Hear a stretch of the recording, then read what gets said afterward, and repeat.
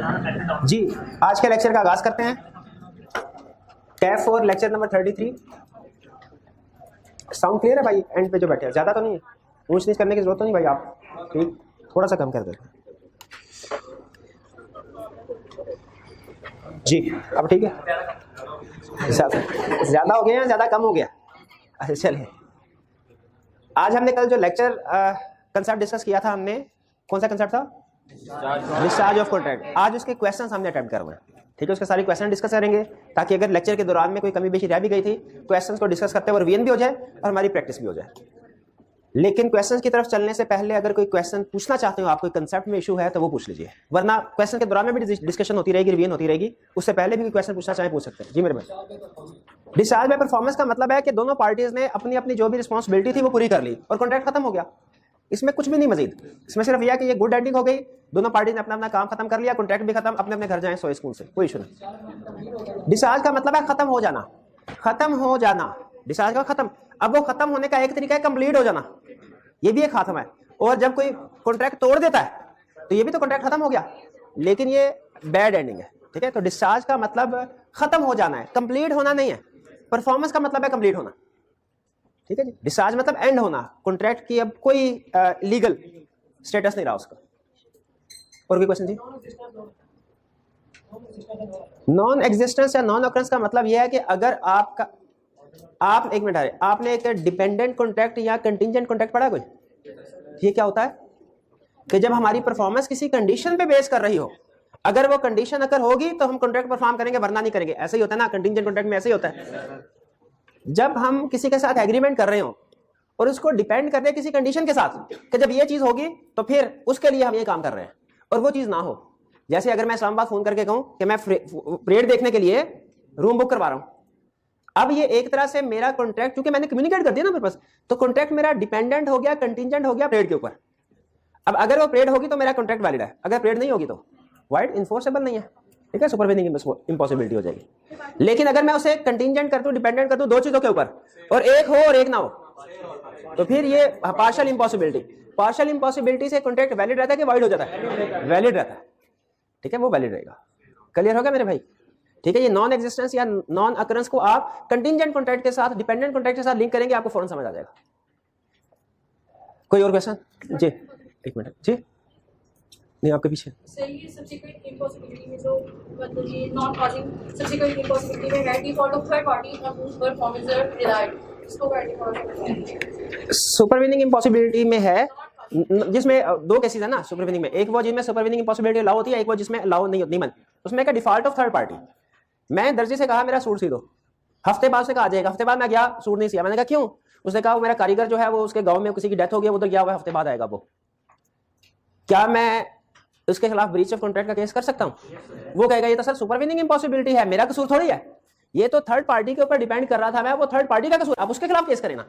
क्या मैं third party के खिलाफ केस करूंगा? इसी पार्टी के, ये ब्रीच ऑफ कॉन्ट्रैक्ट है, क्योंकि थर्ड पार्टी के साथ जो भी अरेंजमेंट थी वो उस बंदे ने करनी है, वो मैंने थोड़ी करनी थी। इसी तरह हम किसी को फर्नीचर का ऑर्डर देते हैं, फर्नीचर बनाने के लिए उसे लकड़ी चाहिए, अब उसका उस पार्टी का जिसके साथ हमने एग्रीमेंट किया, उसका अपना सप्लायर उसको टाइम पे लकड़ी नहीं देता, तो क्या ये सुपरवीनिंग इम्पॉसिबिलिटी होगी? नहीं। हम कहेंगे हमें इसे गर्ज नहीं है कि आपका थर्ड पार्टी के साथ क्या लेना देना है। अगर थर्ड पार्टी ने आपके ड्यू डेट पे नहीं काम किया तो आप उसके खिलाफ एक्शन लें, आप उसके खिलाफ ब्रीच ऑफ कॉन्ट्रैक्ट है। हम तो हमारा कॉन्ट्रैक्ट तो इंटैक्ट है, आपको ड्यू डेट के ऊपर गुड्स डिलीवर करनी चाहिए थी, आपने नहीं की, थर्ड पार्टी का डिफॉल्ट है, उससे हमारा कोई लेना देना नहीं। हमारे लिए ये ब्रीच ऑफ कॉन्ट्रैक्ट होगा, इसको हम सुपरवीनिंग इम्पॉसिबिलिटी में नहीं लेके जाएंगे, इसमें लॉ इसको इम्पॉसिबल नहीं समझता। और कोई क्वेश्चन? जी एक मिनट है जी। डॉक्ट्राइन ऑफ फ्रस्ट्रेशन वो कहता है कि जब पर्सनली आप किसी कॉन्ट्रैक्ट पर्सनल नेचर का हो और आपके इनकैपेबिलिटी हो जाए, जैसे पेंटर से हमने कहा कि पेंट बनाने हैं, और फर्ज कीजिए उसकी तबीयत इतनी ज्यादा खराब हो गई कि वो पेंटिंग नहीं कर सकता, या उसका हाथ खराब हो गया, पेंटिंग नहीं कर सकता।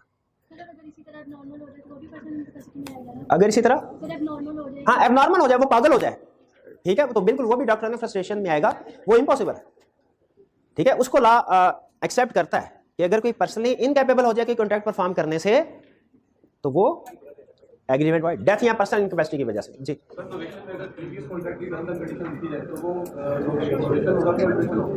देखें, नोवेशन में और अल्टरेशन में जो बेसिक डिफरेंस है वो क्या है? अल्टरेशन में वो स्टाम्प पेपर होता है, जो स्टाम्प पेपर होता है ना हमारा, उसके ऊपर टर्म्स एंड कंडीशन लिखी जाती है। वो कोई सादा कागज भी हो सकता है, लाजमी नहीं स्टाम्प पेपर के ऊपर ही हो। कुछ कॉन्ट्रैक्ट रजिस्टर करवाना जरूरी होते हैं, हर कॉन्ट्रैक्ट रिटन और रजिस्टर्ड होना लाजमी नहीं है, ठीक है। लेकिन फर्ज कीजिए अगर आप उसको रिटन फॉर्म में लेके आते हैं तो जिस सफ़े के ऊपर ओरिजिनल कॉन्ट्रैक्ट लिखा हुआ है उसी के ऊपर आप एक कांट छांट करते हैं, चीजें चेंज करते हैं, और जहां जहां चेंज कर रहे हैं वहां पर साइन करती जाती है दोनों पार्टीज कि हाँ जी ये हमारी दोनों की मर्जी से हुआ है, ये अल्ट्रेशन है। लेकिन अगर आपने उसकी जगह पे नया कॉन्ट्रैक्ट बनाया तो याद रखें चाहे पिछले कॉन्ट्रैक्ट की सारी कंडीशन एज इट इज उठा के नए पे पेश कर दें, एज इट इज, चूंकि नया कॉन्ट्रैक्ट बन गया तो ये नोवेशन का केस कहलाएगा, ठीक है। अल्ट्रेशन में एक और फर्क ला बताता है, कहते हैं अल्ट्रेशन में जो पार्टीज टू दी कॉन्ट्रैक्ट है वो सेम रहती हैं, नोवेशन में मे भी सेम हो, मे भी पार्टीज चेंज हो जाए। आपको कल मैंने एग्जांपल बताई थी ना जिसमें पार्टीज चेंज हो रही थी, एक ही सेम, मैंने इस बाई से चेक लिया, अब उसके ऊपर उसकी अमाउंट या डेट चेंज करवानी है तो चेक वही है, ठीक है, उसके ऊपर हम दोनों ने एग्री करके उसकी डेट चेंज कर ली, ये अल्ट्रेशन है। इसमें पार्टी सेम है, जिस बंदे का चेक है वो भी सेम है, जिस बंदे ने पैसे लेने हैं वो भी सेम है। लेकिन अगर मैंने इनसे पैसे लेके इनको पे करना है और मैं दरमियान से निकल के इन दोनों को डायरेक्ट कर देता हूं, ये नोवेशन। नोवेशन में पार्टीज चेंज हो गई, पहले हम दोनों पार्टीज थे या हम दोनों पार्टीज थे, अब मैं निकल गया, अब ये दोनों पार्टीज बन गई। तो अल्ट्रेशन में पार्टीज सेम रहती हैं, नोवेशन में मे भी सेम रहे, मे भी चेंज हो जाए। क्लियर जी? अब कोई क्वेश्चन था जी?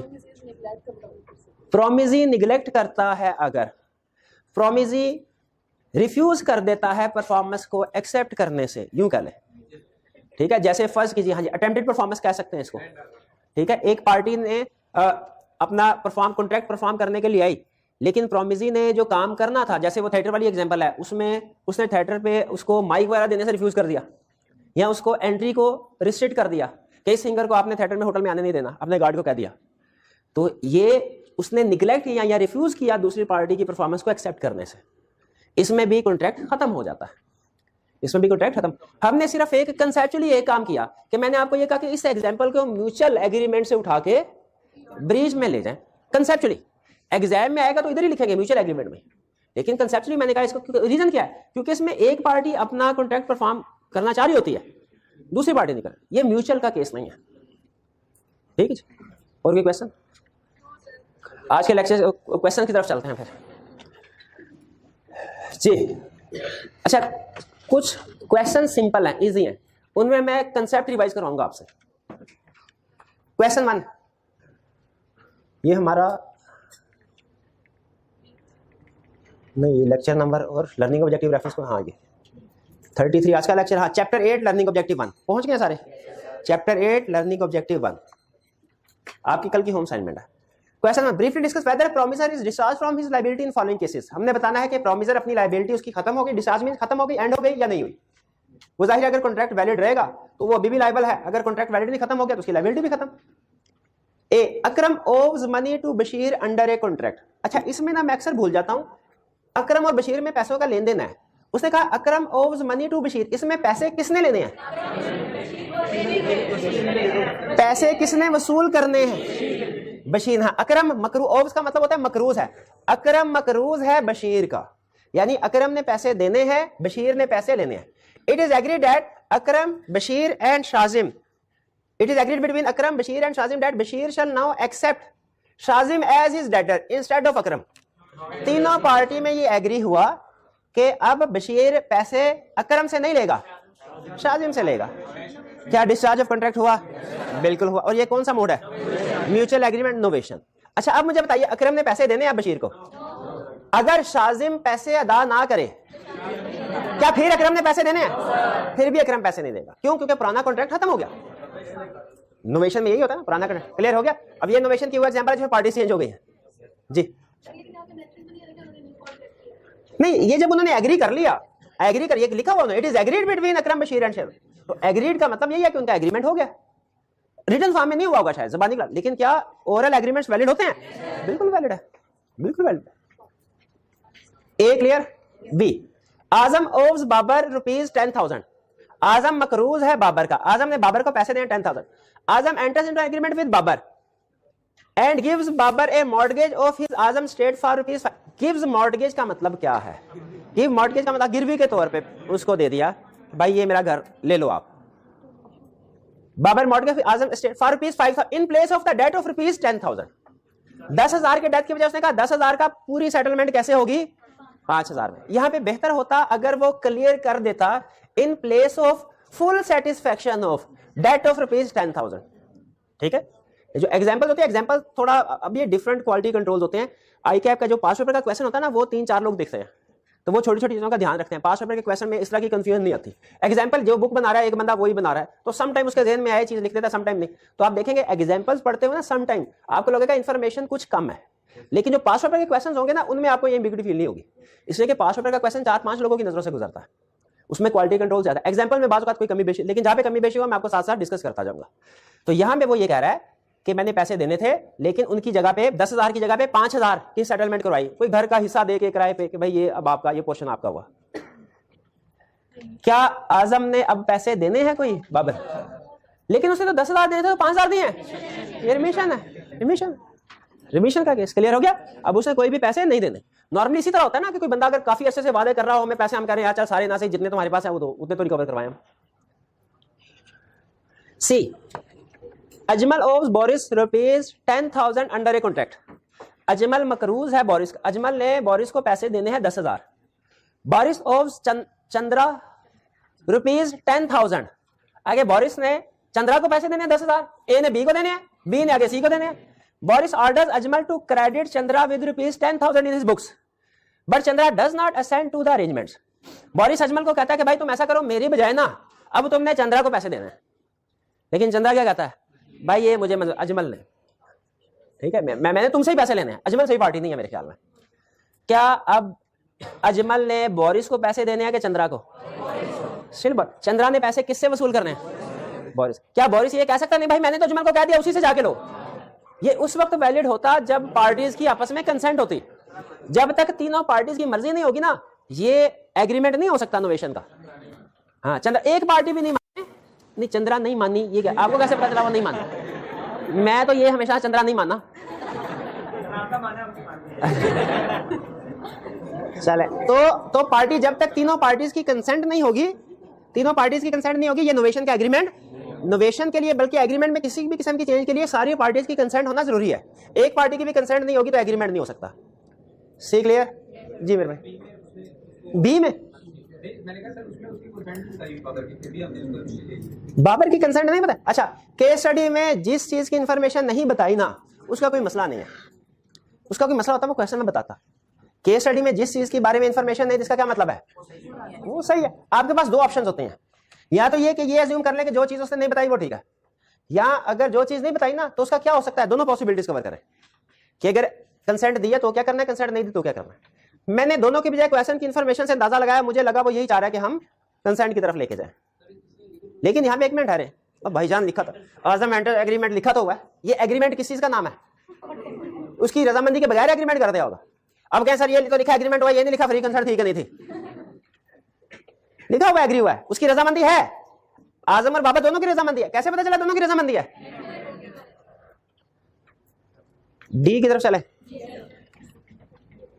जी। A promises B to sell and, मैं केस स्टडी पढ़ लूं कोई अच्छी है कि नहीं है? हाँ नहीं ठीक है।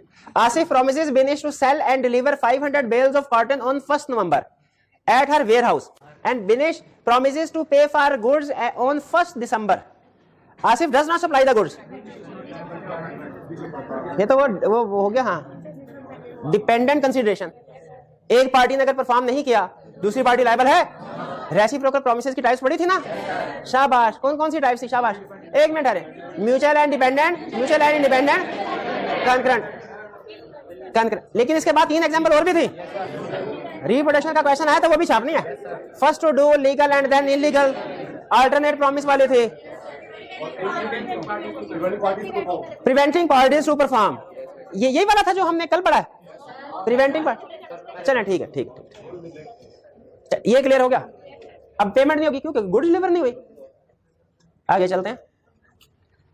E. Zahid promises to sell and deliver 500 bales of cotton on 1st November and Yasir promises to pay goods on 1st December. Afterwards, Zahid and Yasir mutually decide that the goods shall be delivered in 5 equal installments at Zahid's warehouse. क्या ये बाद में alteration possible है? बिल्कुल possible है। यह है, parties के अभी भी लायबल हैं, बिल्कुल लायबल है। अल्टरेशन कह सकते, इसको वैसे नोवेशन भी नहीं कह सकते। हाँ वो पार्टीज वही है और एग्रीमेंट भी वही है, ठीक है, सिर्फ उन्होंने टर्म एंड कंडीशन चेंज की है कि सारी की सारी एक ही के बजाय 5 एक, ठीक है। बहरहाल दोनों सूरतों में चाहे अल्टरेशन की तरफ लेके जाए चाहे नोवेशन की तरफ, दोनों सूरतों में एग्रीमेंट वैलिड है और parties, both parties are liable to perform promises. F G, हाँ बुक ने शायद नोवेशन के हिसाब से सॉल्व किया हुआ है, लेकिन ये अल्टरेशन और नोवेशन दोनों बनते हैं, दोनों बनते हैं। आफ्टरवर्ड्स, पहले ओरिजिनल कॉन्ट्रैक्ट हो गया यहां तक, उसके बाद जाहिद और यासर ने म्यूचुअली डिसाइड किया कि गुड्स डिलीवर होंगी।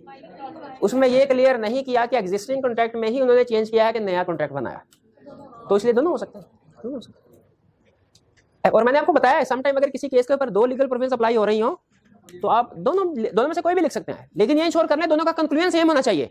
अगर दोनों का लीगल प्रोविजन का कंक्लूजन डिफरेंट है ना तो एक दफा दोबारा पढ़ लें, क्योंकि नॉर्मली ऐसे तो होता है कि एक केस स्टडी के ऊपर एक से ज्यादा रेलेवेंट लीगल प्रोविजन अप्लाई हो रही होती हैं, ऐसे होता है, लेकिन ऐसे नहीं होता कि दोनों का डिसीजन डिफरेंट हो रहा हो, एक लीगल प्रोविजन कैरी हो यस, दूसरी लीगल प्रोविजन कैरी हो नो, ऐसे नहीं होता, ठीक है। तो ये तो इसी तरह यहां पे भी यही देखें, आप इसको चाहे अल्टरेशन भी अप्लाई हो रहा है, नोवेशन भी हो रहा है, लेकिन दोनों में हमारा डिसीजन सेम है कि वैलिड है कॉन्ट्रैक्ट नया, जो भी न्यू टर्म्स एग्री हुई हैं और पार्टीज लायबल है परफॉर्म करने के लिए।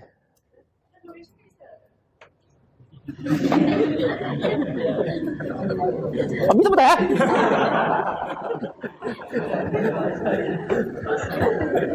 भाई ये डेबिट हुआ इधर क्रेडिट भी कर लो, मजाक कर रहा हूं, यही तो मैं कलम रहा था। नहीं कोई बात नहीं, मैं दोबारा एक्सप्लेन, सही एक्सप्लेन, इसका मतलब है मैं सही एक्सप्लेन नहीं किया वरना आपको समझ आ जाता। इसमें अल्टरेशन भी हो सकता है, इसमें नोवेशन भी हो सकता है। हाँ अल्टरेशन किस तरह हो सकता है? पार्टी मैंने ना कंसेप्ट पूरा नहीं पिक किया, मैंने कहा था अल्टरेशन में पार्टी सेम होगी, नोवेशन में पार्टीज हो सकता है सेम हो सकता है ना हो, इसका मतलब है सेम पार्टीज में भी नोवेशन हो सकती है।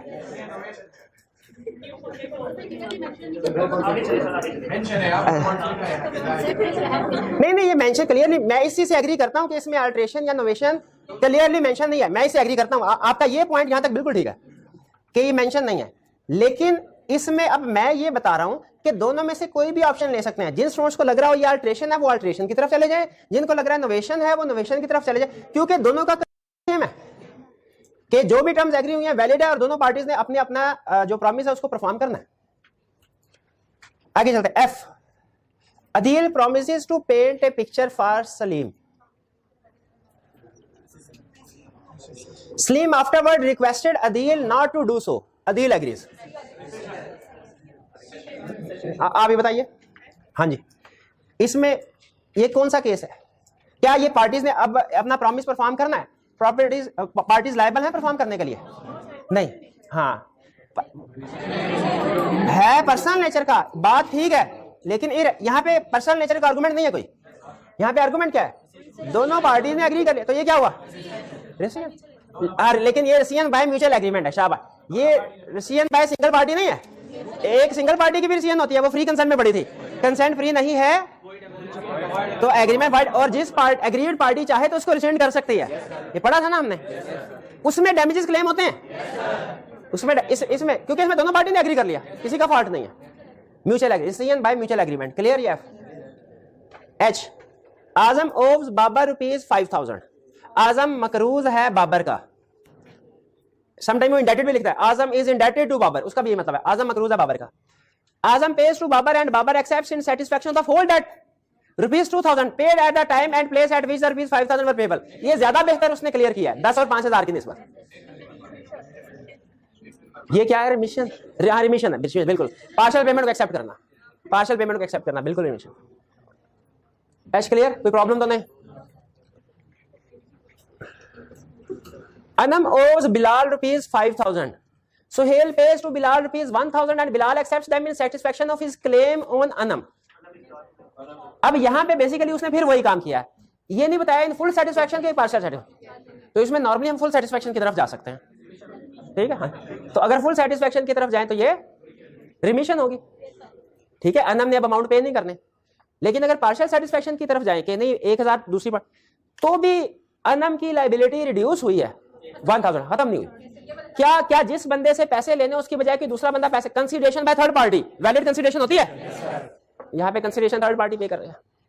क्लियर? ज्यादा बेहतर मेरे ख्याल में फुल सेटिस्फेक्शन होगी, फुल सेटिस्फाइड डेट।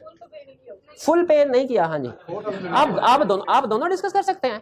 अगर फुल सेटिस्फेक्शन की तरफ जाए तो आपको इसमें कंसेप्ट लगाना पड़ेगा रिमिशन वाला, और अगर सिर्फ जितने पैसे दिए उतने ही सेटिस्फेक्शन की तरफ जाएं तो फिर आपको कंसेप्ट लगाना पड़ेगा consideration received from third party is valid consideration.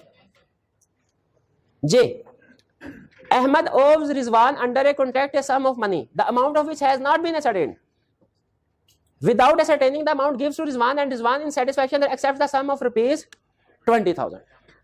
Sometime ऐसा होता है कि किसी चीज की प्राइस जो बेच रहे होते हैं ना वो कंफर्म नहीं होते, कोई कंफर्म नहीं। जैसे सम टाइम बिजनेस बेचे जाते हैं ना, फर्ज कीजिए कि बिल्डिंग बेची, बिल्डिंग है 10 लाख की वैल्यू फॉर एग्जांपल, लेकिन मैंने कहा भाईजान बिल्डिंग बड़ी अच्छी लोकेशन के ऊपर है, इधर आप कॉलेज अपना बनाएंगे ना, एडमिशन बहुत आएंगे, स्टूडेंट बहुत आएंगे आपके, अच्छी मार्केट है, तो मुझे ज्यादा पैसे दीजिए।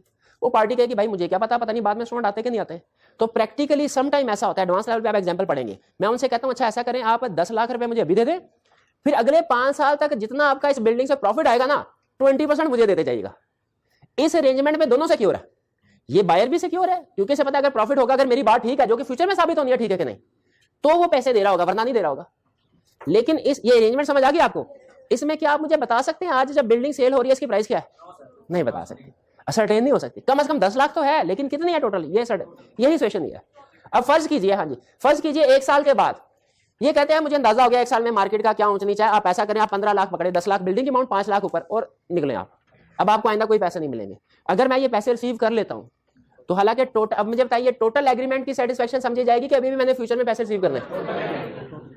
यही कह रहा है कि अगर फुल सेटिस्फेक्शन, अगर अमाउंट अभी असर्टेन नहीं हुई, अभी कंफर्म नहीं भी हुई, ठीक है, लेकिन आपने कहा अच्छा चलो ठीक है जितनी भी अमाउंट बनती है उसको छोड़ो, मुझे इतने पैसे दे दो, मेरा कोई क्लेम नहीं होगा उसके बाद, इस तरह के एग्रीमेंट वैलिड होते हैं। के Ashraf owes Habib rupees 20,000 and is also indebted to other creditors. Ashraf makes an arrangement with his creditors including Habib to pay them a composition of 50% upon demand. Ashraf मकरूज है हबीब का और बहुत से दूसरे लोगों का, वो सबको ये कहता है कि मैं 50% सबको पेमेंट कर दूंगा, मार्केट में जितने भी लोग थे।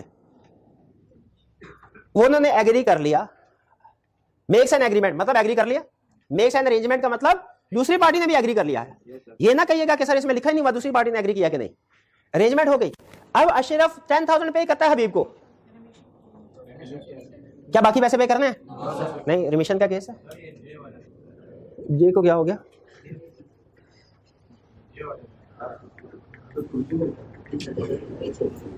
Adil contacts with Sajid to repair Sajid's house.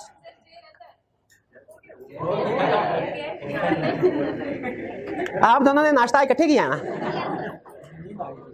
हाँ, कभी लस्सी ज्यादा पी लेना तो फिर इस तरह हो जाता है। अदील कॉन्ट्रैक्ट नहीं मैंने किया, ये जे नहीं किया मैंने। ये जो एग्जांपल बताई थी कि अमाउंट सर्टन नहीं है, अमाउंट क्या ना, वो इसी के जे में बताया था।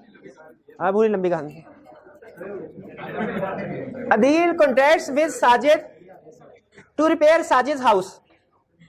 अदील ने साजिद के साथ कॉन्ट्रैक्ट उसका हाउस रिपेयर कर। साजिद निग्लेक्ट्स और refuses to point out to Adeel the places in which his house requires repair. वो बताई नहीं रिपेयर कहां करनी है। रिफ्यूजल, ब्रीच, जिसको आईकैप कहता है ये म्यूचुअल एग्रीमेंट के साथ ब्रीच है, हम कहते हैं ये एक्चुअल ब्रीच है। ठीक है, म्यूचुअल एग्रीमेंट के साथ नहीं है। इसमें अब इसमें खुद बताइए क्या अदील डैमेजेस क्लेम कर सकता है साजिद से? अच्छा अहम चीज, क्या अदील ने अभी भी अपनी जिम्मेदारी अदा करनी है? नहीं, पार्टी ने रिफ्यूज कर दिया, अब उसकी लायबिलिटी खत्म। हाँ उसका एक राइट है, क्या डैमेजेस क्लेम कर सकता है। ये वही केस है जिसमें हमने कहा था सिंगर को इजाजत नहीं दी, होटल के मालिक ने सिंगिंग की। नहीं, इसमें ब्रीच के दोनों सूरतों में हमारा आंसर सेम आएगा कि अदील ने फर्दर अपनी गुड्स या सर्विसेज परफॉर्म नहीं करने और वो डैमेजेस क्लेम कर सकता है। इसको आप साजिद की तरफ से ब्रीच ऑफ कॉन्ट्रैक्ट भी कह सकते हैं, उस पॉइंट ऑफ व्यू से भी सॉल्व कर सकते हैं। इसको आप अदील की तरफ से अटेम्प्टेड परफॉर्मेंस भी कह सकते हैं, उस पॉइंट ऑफ व्यू से भी सॉल्व कर सकते हैं। इसको आप डिस्चार्ज ऑफ कॉन्ट्रैक्ट में रिफ्यूजल के पॉइंट ऑफ व्यू से भी सॉल्व कर सकते हैं। तीनों में आपका आंसर डिसीजन सेम होगा। डैमेजेस वाली बात, हाँ जी, डैमेजेस वाली बात जो है वो म्यूचुअल एग्रीमेंट में नहीं होती। हाँ जी, इसलिए मैंने आपसे कहा था ना कि इसमें थोड़ा सा हमारा इख्तिलाफ है। केस स्टडी सॉल्व करते हुए इसमें आपने डैमेजेस की बात करनी है। केस स्टडी वो सिर्फ रटे वाले क्वेश्चन में मैंने कहा था छठा पॉइंट डाल दें, केस स्टडी में अगर ये कंसेप्ट आता है तो आपने डैमेजेस की बात लाजमी करनी, क्योंकि क्लियरली क्या आपको पता चल रहा है कि साजिद का कसूर है। अदील बेचारा सुबह सुबह पता नहीं कैसे आया, रिक्शे में बैठ के आया होगा पेंट कर रिपेयर करवाने के लिए, और वो दरवाजा नहीं खोल रहे हैं, उसको बता नहीं रहा। तो अदील का डैमेजेस का राइट है, वो हम लिखेंगे केस स्टडी में। एग्जाम में तो बिल्कुल आपको पता नहीं चलेगा, बिल्कुल ऐसे नहीं। एग्जाम में आएगा, आएगा क्यों नहीं आएगा, आ सकता है, वहां पे क्लियर हो। Arsalan agrees with Habib to discover treasure by magic.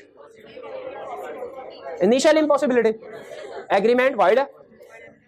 अगर किसी एक पार्टी को पता है कि ये इम्पॉसिबल है, वो डैमेजेस भी पे करेगी। And a music hall was rented out for a series of concerts. The hall caught fire before the date of first concert. Subsequent impossibility. क्या ये डिस्ट्रक्शन ऑफ सब्जेक्ट मैटर का केस बनता है? सुपरवीनिंग इम्पॉसिबिलिटी अलाउड होगी कि not allowed? Allowed है। इसमें party दूसरे को, जिस पार्टी ने सिंगिंग के लिए आना था, वो होटल के हॉल के मालिक के खिलाफ डैमेजेस क्लेम तो नहीं ना कर सकते, वो उसका कसूर ही नहीं है। O Atif agreed to sing on a specified day. Atif fell seriously ill and could not perform on that day. ये क्या भाई ने क्वेश्चन पूछा, क्या डॉक्ट्राइन ऑफ फ्रस्ट्रेशन, कि पर्सनली आप इनकम्पिटेंट हो जाएं कॉन्ट्रैक्ट परफॉर्म करने के लिए। सुपरवीनिंग इम्पॉसिबिलिटी है।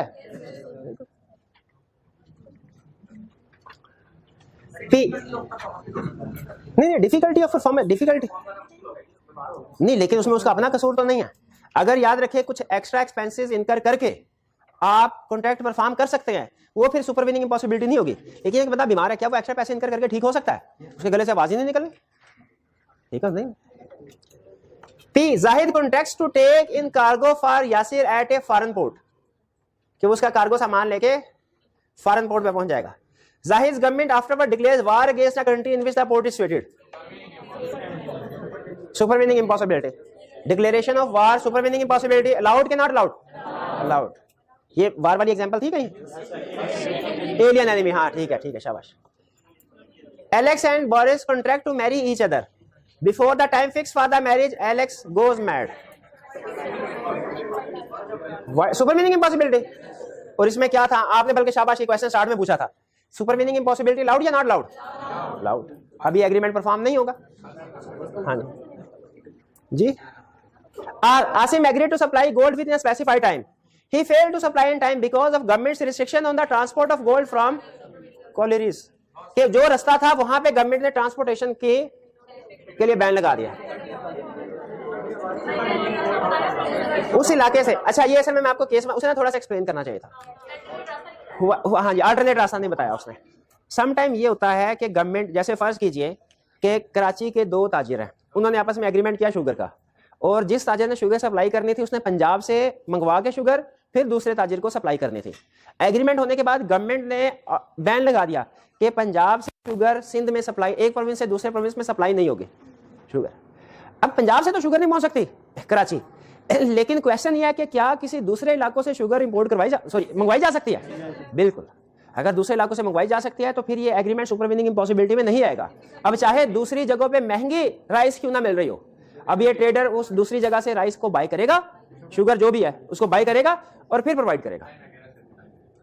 तो ये यहाँ पे उसने क्लियर नहीं करना चाहिए। ये बेसिकली किसी प्लेस का नाम वो बता रहा है, कह रहा है उस प्लेस से गवर्नमेंट ने बैन लगाया, रिस्ट्रिक्शन लगाई है कि उस जगह से आप नहीं मंगवा सकते गोल्ड, लेकिन किसी दूसरी जगह से या मार्केट से या इवन इंटरनेशनल मार्केट से अगर आप मंगवा सकते हैं तो ये स्टिल वैलिड है, कॉन्ट्रैक्ट पूरा करना पड़ेगा। S Ajay a furniture retailer agree to supply certain furniture to Sanjay at an agreed rate. Afterwards, there was a sharp increase in the rates of the timber and rates of wages. Since it was no longer profitable to supply at the agreed rate, Ajay did not supply. Commercial impossibility. क्या supervening impossibility allow होती है? Commercial impossibility में allowed नहीं है, commercially viable ना रहे, profitable ना रहे, still agreement valid है। T. Alex entered into a contract with Boris for the sale of goods to be manufactured by Catherine, a manufacturer of those goods. Catherine did not manufacture those goods. A और B ने agreement किया, अब चीजें manufacture करनी थी third party ने, third party के default की वजह से गुड सप्लाई नहीं हो सकी। ठीक है, ठीक है। एलेक्स ने बोरिस को गुड सप्लाई करनी थी और एलेक्स का कैथरीन के साथ एग्रीमेंट हुआ था, तो क्या कैथरीन के डिफॉल्ट की वजह से एलेक्स बोरिस को गुड सप्लाई नहीं कर सका? ये सुपरविनिंग इंपॉसिबिलिटी है? नहीं है। Default of third party supervening impossibility allowed नहीं होते। नहीं, डिफिकल्टी ऑफ परफॉर्मेंस नहीं आएगा यहाँ पे तो बल्कि थर्ड पार्टी आना चाहिए। डिफिकल्टी ऑफ प्रॉमिस तो पहले वाला जो था, वो जो गवर्नमेंट ट्रांसपोर्ट गोल्ड वाली एग्जांपल में था, उसमें difficulty of promise. You Austin agreed to supply to Bashir certain goods to be imported from America. The goods could not be imported due to riots in that country. उसमें कुछ फसादात शुरू हो गए। हाँ, तो लॉकआउट्स वगैरह जो है, इससे सुपरवीनिंग इम्पॉसिबिलिटी अलाउड नहीं होती। कॉन्ट्रैक्ट वैलिड है। HB agreed to let out a boat to Harry for reviewing a naval review of on the occasion of coronation of King Edward VII, यानी उसकी ताजपोशी के मौके के ऊपर, किंग एडवर्ड 7 की ताजपोशी के मौके के ऊपर देखने व्यू करने के लिए HB ने बोट ली। और दूसरा मकसद क्या था? To sail around the fleet, कि उसने घूम फिर के सैर भी करनी है। Owing to the king's illness, the naval review was abandoned, but the fleet was assembled. The boat thereof could be used to sail around the fleet. यानी इम्पॉसिबल, एक पर्पस फुलफिल हो सकता है, दूसरा नहीं हो सकता। पार्शियल इम्पॉसिबिलिटी एग्रीमेंट अभी भी वैलिड है, ठीक है, बोट लेनी पड़ेगी उसको, चाहे उसका एक मकसद पूरा नहीं हो रहा। चले, अब आए पास्ट पेपर के क्वेश्चन। ये थोड़ा अलर्ट हो कि आपने अटेम्प्ट करना है। What is meant by discharge of a contract? Discharge का मतलब contract comes to an end, parties no more have to perform their promises, liabilities नहीं है उनकी, liabilities come to an end. Briefly describe the modes of discharge of a contract by mutual agreement. By mutual agreement, इसका मतलब actual performance नहीं बताना, supervening impossibility नहीं बताना, performance नहीं बताना, सिर्फ कौन सा बताना है? Mutual agreement. एक मिनट है जी मेरे भाई, बताइए। Novation, alteration, remission, weber, decision. ठीक है, ठीक, क्लियर। अच्छा मुझे बताइए, सिर्फ लिस्ट लिखनी है या एक्सप्लेन भी करना है? एक्सप्लेन भी करना है, शाबाश, 8 मार्क्स का क्वेश्चन है। और डिस्क्राइब करने को भी कर रहा है, डिस्क्राइब से भी पता चल रहा है। डिस्क्राइब करने को कहे, एक्सप्लेन करने को कहे, इसका मतलब एक्सप्लेनेशन भी देनी है। लिस्ट को कहे, लिस्ट कर दें, आइडेंटिफाई कर दें, इसका मतलब है सिर्फ हेडिंग देनी है। रिफ्यूजल वाला पॉइंट इसमें लिखेंगे क्या? रिफ्यूजल वाला पॉइंट क्यों नहीं लिखेंगे?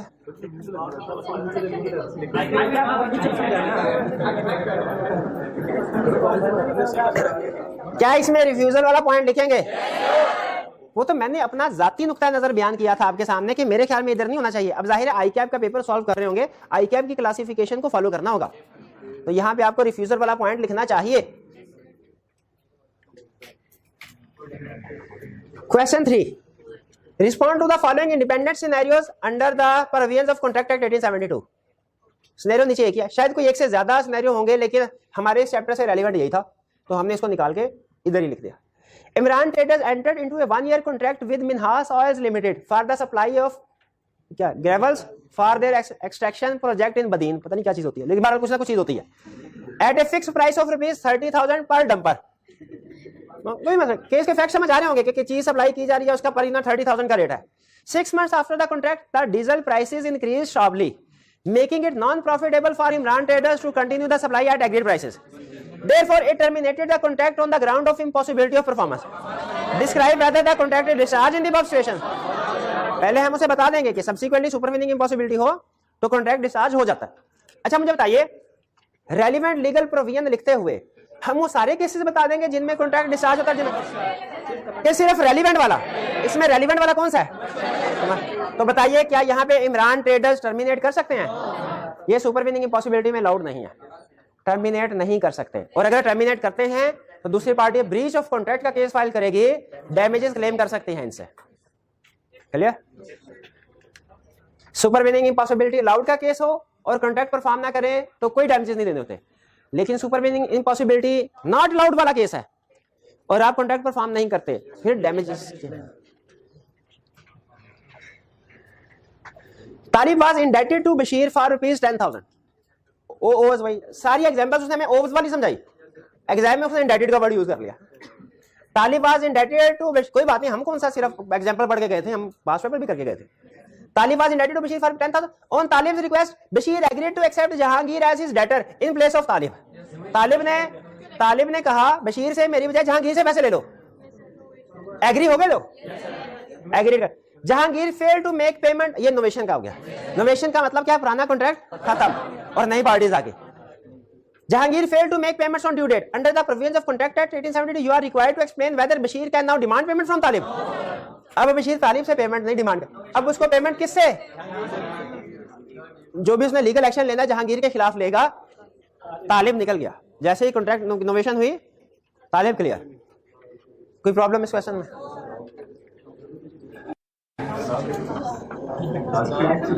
लालची traders agreed to supply cotton yarn to Farzi textile limited at a fixed price for 1 year. 3 months after the formation of the contract, the price of yarn increased sharply, making it commercially unviable for Lalchi traders to continue the supply at agreed price. Therefore, they terminated the contract on the ground of difficulty/impossibility of performance. Under the provision contract that describe whether the contract would be discharged under the above circumstances. Discharge नहीं हो। अच्छा, यहाँ पे मुझे जब relevant legal provision बताएंगे तो सारे वाली प्रोविजन बताएंगे या सिर्फ रेलिवेंट? रेलिवेंट कौन सी वाली है? Commercial impossibility. Commercial impossibility is not a valid ground of supervening impossibility, और इस केस में चूंकि कमर्शियली अनवायबल है, ये वैलिड ग्राउंड नहीं है, इन्हें टर्मिनेट नहीं करना चाहिए, कॉन्ट्रैक्ट पूरा करना चाहिए। Second, what would be your decision if लालची traders were importing yarn and government has imposed a ban on its import? अब इसमें सुपरवीनिंग इम्पॉसिबिलिटी अलाउड है क्योंकि एलियन एनिमी, ये क्या गवर्नमेंट ने बैन लगा? हाँ, एलियन एनिमी नहीं, ban government. Change of law लिखा हुआ था पे, कहाँ लिखा हुआ है? हाँ, चेंज ऑफ लॉ, बिल्कुल चेंज ऑफ लॉ की वजह से बैन लग गया। अब ये पॉसिबल नहीं है, इसमें सुपरवीनिंग इम्पॉसिबिलिटी अलाउड है। तो पहले वाले 1 वाले केस में अलाउड नहीं थी, कॉन्ट्रैक्ट पूरा करना है। सेकंड वाले में कॉन्ट्रैक्ट पूरा करने की जरूरत नहीं। चलिए, आज के लिए मेरा ख्याल हाँ जी इतना। कोई क्वेश्चन? 1 मिनट आ रहे, अभी टाइम है। कोई क्वेश्चन पूछना चाहते हैं तो पूछ रहे, ये भाई क्वेश्चन पूछ रहे जी।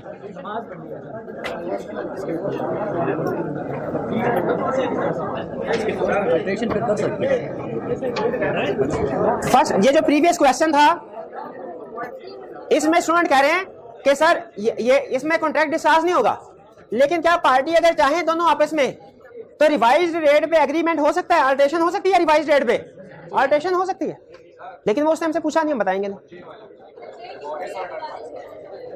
जे की प्रोविजन कोई बात नहीं, प्रोविजन नहीं समझ आ रही, प्रोविजन के बगैर सॉल्व कर लें।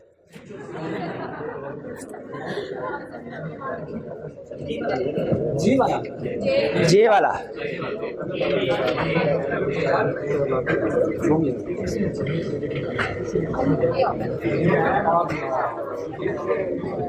देखिए, जे में से हमारी वही प्रोविजन अप्लाई होगी कि अगर person in partial payment accept कर ले इन फुल सेटिस्फैक्शन तो वो वैलिड पेमेंट होती है, डेट डिस्चार्ज हो जाता है। प्रोविजन हमारी यही लगेगी। इसमें जो फर्क है वो सिर्फ ये कि टोटल अमाउंट कितनी पे करनी थी वो अननोन है, वो अननोन है। लेकिन आपको इसको पढ़ के ये लग रहा है कि जो अमाउंट पे करनी थी वो 20,000 से ज्यादा है। पहले मुझे बताइए, क्या केस पढ़ के लग रहा है जो अमाउंट पे करनी थी 20,000 से ज्यादा है, और केस पढ़ के ये लग रहा है कि 20,000 दे दिया तो पूरा डेट खत्म हो गया? सिंपल, हम कहेंगे ये वैलिड है, अलाउड है, और ये रिमिशन में आएगा। बिल्कुल, ये रिमिशन वाला केस है। नहीं, नोवेशन नहीं है, रिमिशन वाला केस है।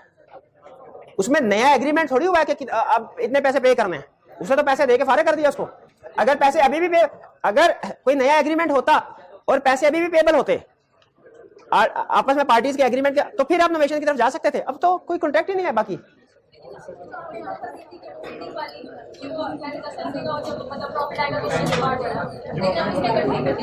हाँ जी, नहीं, नोवेशन में नहीं आता। अगर हमने एग्रीमेंट किया मैंने कि भाईजान 10 लाख मुझे अभी दो और फिर जितना प्रॉफिट होगा 20% मुझे प्रॉफिट का हिस्सा देते रहना, बिल्डिंग इस शर्त पे बेच रहा हूं मैं। अब इन्होंने कहा एग्रीमेंट हो गया ये, इसके बाद इन्होंने कहा जी आप 15 लाख पकड़े और भागे, और मैं 15 लाख ले लेता हूं। ये इसमें नया कॉन्ट्रैक्ट नहीं हो रहा। अगर एग्रीमेंट ऐसे होता ना, ये मुझे पैसे ना देते बल्कि कहते हैं कि भाई लमसम फी एग्री कर लो कि पुराना 20% की रेशो खत्म करके लमसम 15 लाख में अदा करूंगा, अदा 4 महीने बाद करूंगा, तो फिर ये नया कॉन्ट्रैक्ट बनता। क्योंकि अभी इसमें स्टिल प्रॉमिस है जो इन्होंने परफॉर्म करना। लेकिन जब उन्होंने नया कॉन्ट्रैक्ट करने के बजाय पेमेंट मेरे सामने रखी तो जाहिर है ये सेटलमेंट, ओरिजिनल सेटलमेंट जो एग्री थी उससे डिफरेंट है। लेकिन इसका ये मतलब ही नया कॉन्ट्रैक्ट बन रहा है। इसका मतलब है कि पुराना कॉन्ट्रैक्ट लेसर टर्म्स के ऊपर खत्म हो रहा है। क्लियर हो गया मेरे भाई? चलिए आज का लेक्चर खत्म करते हैं। अल्लाह हाफिज।